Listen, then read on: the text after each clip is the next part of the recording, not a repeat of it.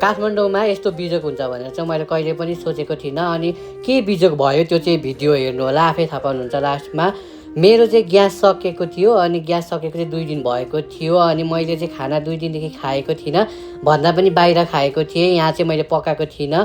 तर मैले चाहिँ एउटा भाँडा किनेको थिएँ 1000मा अनि त्यसमा चाहिँ पकाउने नि गरेँ मैले चाहिँ। अनि म कसरी पकाउँछु त्यो पनि हेर्नु होला, किनभने मसँग केही पनि थिएन, मसला मात्र हालेर पकाएको थिएँ। अनि त्यो कस्तो हुन्छ त्यो मजाले हेर्नु होला।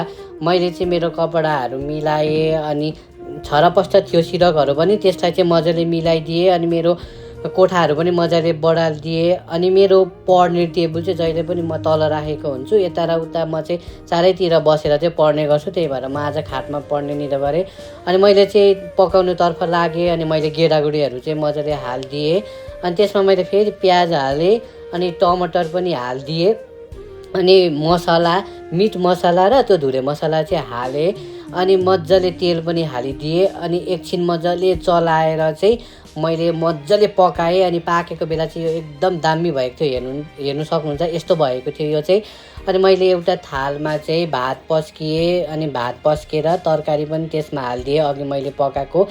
अनि यो चाहिँ मैले मजाले खाएँ अनि म चाहिँ खाएको देखाउँदिनँ। अनि मेरो चाहिँ नोटहरू पनि थियो अनि पढ्नु पनि थियो, किनभने एक्जाम पनि आइसक्यो। अनि मैले चाहिँ सरले दिनुभएको कुराहरू यादहरू गरेँ अनि एकछिन मजाले पढेँ। धन्यवाद।